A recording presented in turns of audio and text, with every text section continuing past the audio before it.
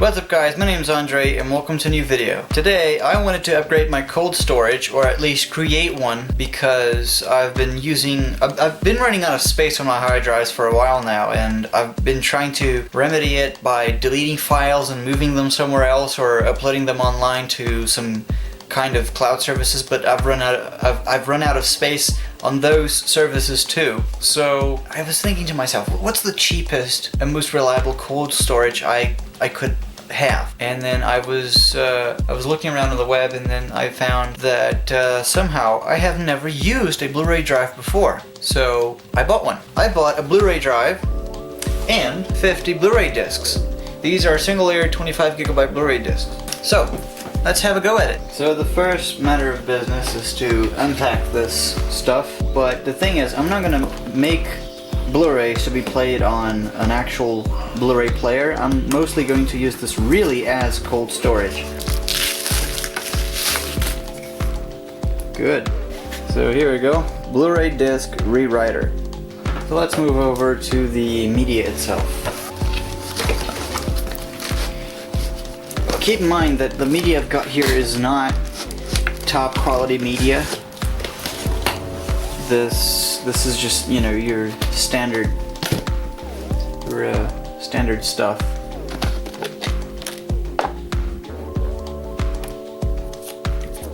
Okay. Oh yeah. So installing a drive on your computer is no surprise. Everyone should be quite familiar to how this works.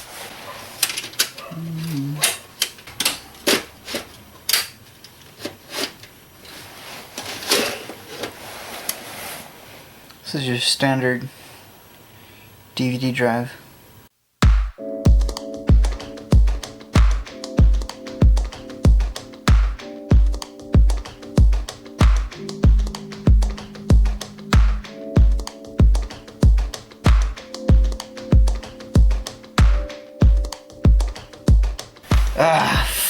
Fuck my life. Well, I'm gonna show you what the problem is.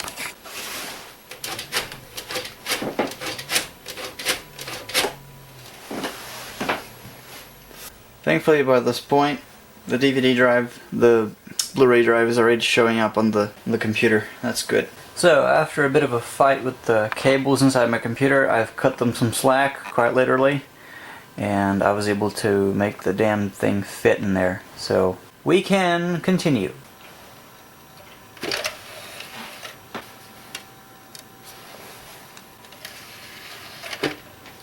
So, excuse me for the audio quality in this segment, but we're pretty much done here. I thought that this was going to be a little bit more complicated than it actually was. So, here, including that disc that I have just inserted into the drive, these 50 discs are going to give me 1.2 terabytes worth of storage at about half the price of what I can get for a hard drive. It's not just because of the price of the storage. The main problem when you buy yourself a hard drive is, even though you have 500 gigabytes of storage here, if you drop this,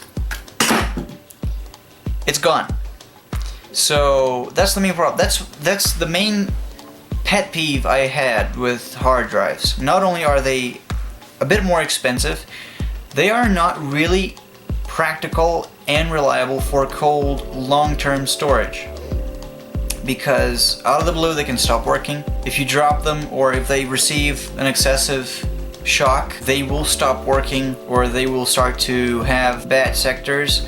While a Blu-ray, if you really leave them on a spot where they're not going to get scratched, if the substrate doesn't decay, I can safely say we have about 15 years worth of safe storage.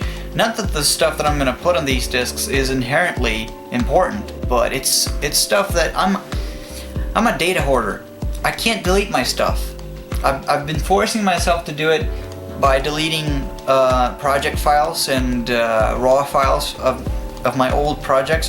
Because my idea was I was trying to archive my projects so that I could use you know, if I needed some scene of some clip of the past, I could just simply open the project and render the file again, possibly with a better quality. And mostly because I upscaled my videos to 1440p, the actual size of the edited video is most of the time larger than the project and its dependent files. So I'm gonna start to save my project onto Blu-ray, and immediately I can tell that this is very, very different. It looks like a PS1 disc or something. I have never seen. Personally, I haven't ever even rented a Blu-ray to watch. So this is my first ever contact with the Blu-ray, and let's see how my experience is going to be. I can tell that there is some very strange surface effects going on this disc, probably because the pits, the pre-groove that's cut into this is very, very small. It's 405 nanometers. So let's try saving some files to it, shall we? So I've created this disc as a standard CD or DVD drive with just tons of storage, because once I place these things in here, I'm not messing with them at all. So I'm gonna go over to my folder where I have most of my projects, and then I'm gonna start dumping them into here. So here, for example, I have this carb video that I never did, but I still have everything in here.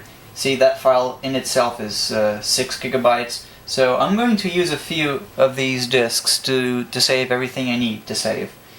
But once I'm done with this, it's something that I'm never going to have to mess about with again, and I'm going to have tons of free space on my computer.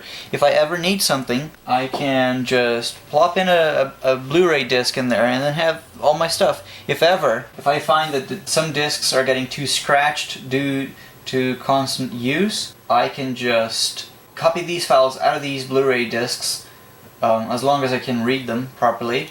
And then I'm going to save my hard drive, possibly burn another Blu-ray disc, or maybe if price has really come down enough and Blu-ray discs are finally becoming totally obsolete as as an actual viable storage medium, then I can finally start using either hard drives or flash drives. I'm not expecting this to be super fast. I don't need it to be fast, it's just video. It's not just tons of files. So at this moment, I'm not actually burning it to the disk. I'm just dropping files into a sort of a temporary state where they're on a queue to be burned. All they need is my permission.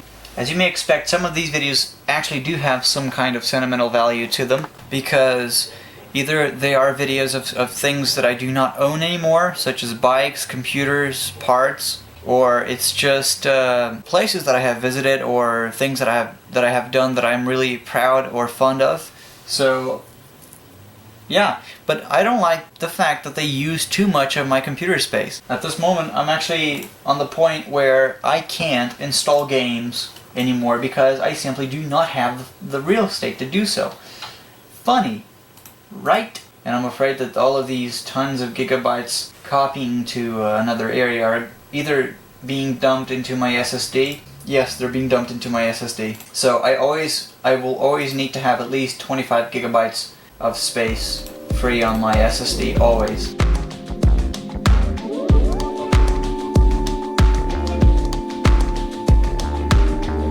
So, I hope you guys enjoyed this video. If you did, please leave a thumbs up, and I'm gonna see you guys next time. Take care.